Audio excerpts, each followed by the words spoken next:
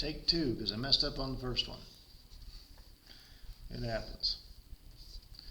So we learned in 1.6, which I guess I would have taught you on Monday, that we can write an augmented matrix. The augmented matrix, this one will have 4 columns, and the first column represents the coefficients in front of x, and these coefficients, even though they're letters, are the 3 vowels a, e, and I. The second column represents the coefficients in front of y, b, f, and j. The third column represents the coefficients in front of z, c, j, and k. And the fourth column represents the constants on the other side of equality, d, h, and l. That's how you write an augmented matrix. All right, more practice in creating the augmented matrix.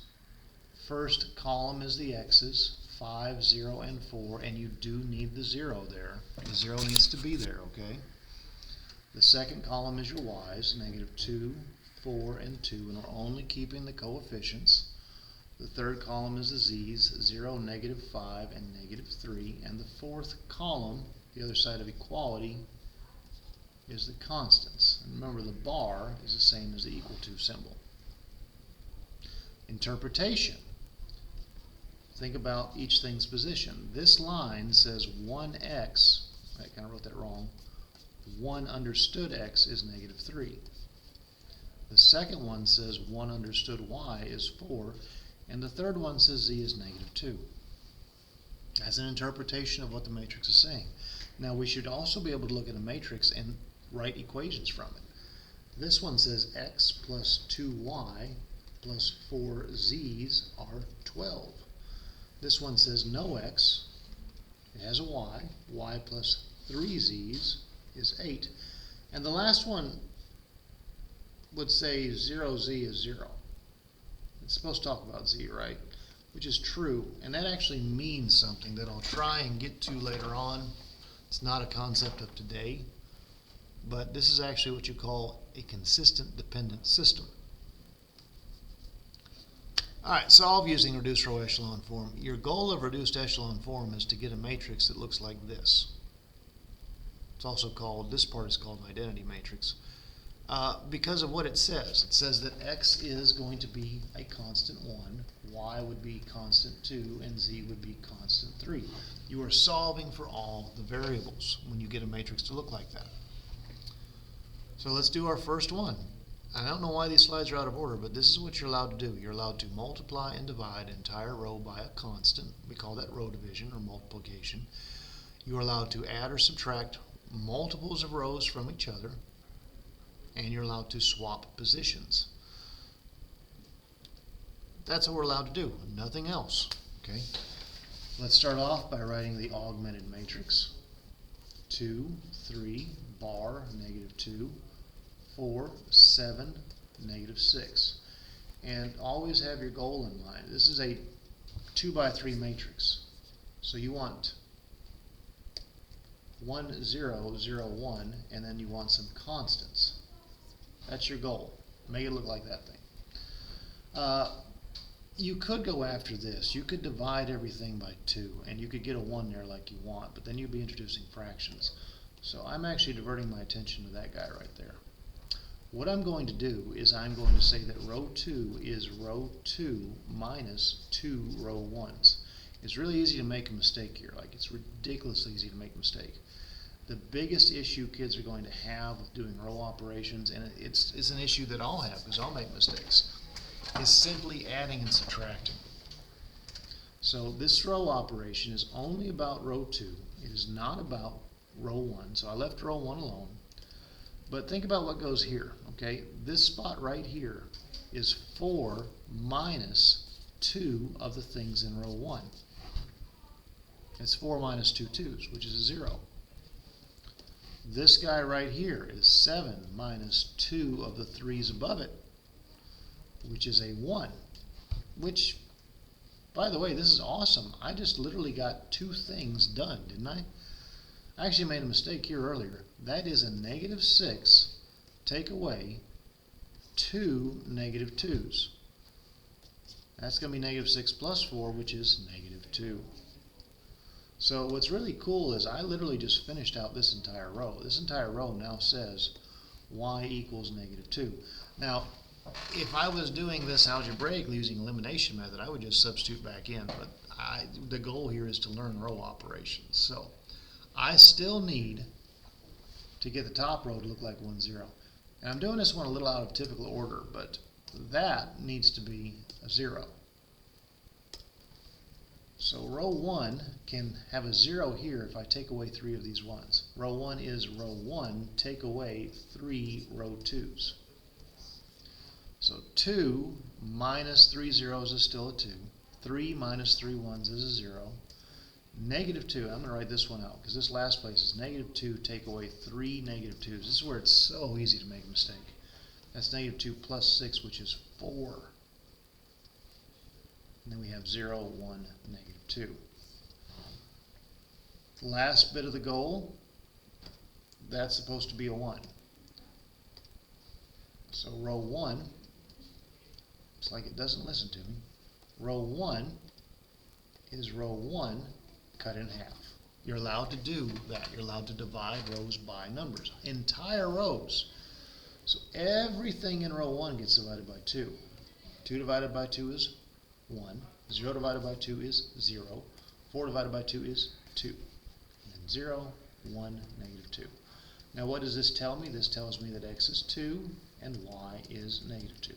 Now does it work? You know, that's the real question. Well, let's plug into this first line. Twice a 2 plus 3 times a -2 is supposed to be -2. That's 4 minus 6, and that's true. Okay, so it worked. It'll probably work for the second one too. But that's my solutions to that system using row operations. And I know you're not going to like row operations, and there's absolutely nothing I can do about that. Maybe you will. I kind of do. Be right back. Now, we've only got 2 to go here, so we're almost done. This is another one of these 2x3s, and again, be thinking about your goal.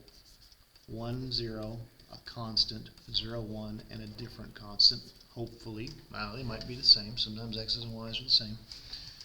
Your augmented matrix would look like this.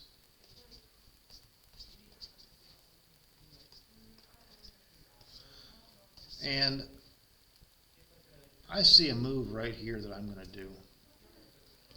I'm going to actually say that row 2 is, well, let's not do that yet, because that'll actually make math a little harder. I'm going to go after this position first. So how many 4s do I add to a -7 and turn into a 1? I add 2 of them. Row 1 is row 1 plus 2 of the rows beneath it. So -7 plus 2 4s is 1. 4 plus 2 -4s is -4. And then 24 plus 2 zeros is still 24. And I did nothing at all to row 2. So it's going to stay the same. I'm actually going to work this one down and right. I want this, it's like I'm not touching anything, to become a 0. That guy becomes a 0. If I take away 4 1s from it, I'm in business, right? There's also something else you can do. You can do some row division if you want to do it. But I'm just going to keep it simple. Row 2 is row 2, take away 4 row 1s. So 4 take away 4 1s is a nothing, which is something I was after. Let's think about this guy. That's -4 take away 4 -4s. That's -4 plus 16, which is 12. This guy right here is 0 take away 4 24s, which is -96. All right, next move. I'm going after that guy. Row 2 is row 2 divided by 12. Remember, you're allowed to do row division. If you divide 12 by 12, you get 1. If you divide -96 by 12, I hope you get -8. Hopefully it's clicking. It ain't too bad. Next move is that -4. I want it to be a 0. I can add 4 1s to that. So row 1 is row 1 plus 4 row 2's. 1 plus 4 zeros is still 1. And you don't want to change these ones. So careful about that. Negative 4 plus 4 ones is a 0. 24 plus 4 negative 8's should be negative 8. Should be. And this answer actually makes quite a bit of sense.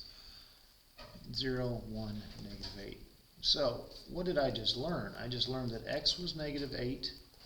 And I learned that y was negative 8. And I said that makes sense because if I look at this equation and I manipulate it, it says 4x is 4y. It literally says x is y. So they are the same exact thing. X and y are the same. All right? So I know that my answer is right. They're both negative 8. Last one. Wonder where I grabbed this problem from, and I wonder if there's anything special about it.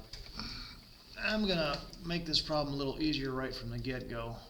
I'm going to make that x minus 2y equals 6. All right?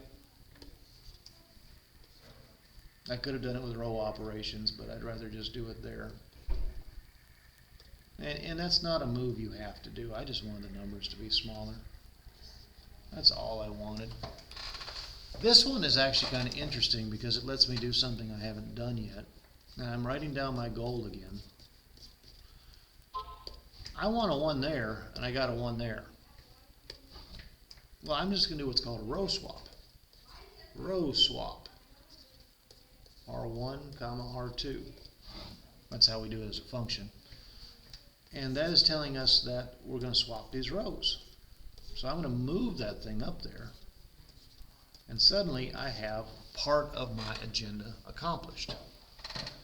And the next thing that I see that I want to attack is that 2. It's supposed to be a 0. I can do that through subtraction. Row 2 is row 2. Take away 2 of the ones above it, so 2 row 1's.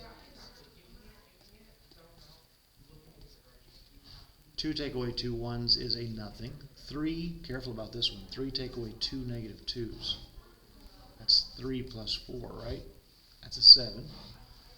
Negative 16, take away 2 6's. That'd be negative 16, take away 12, which is negative 28.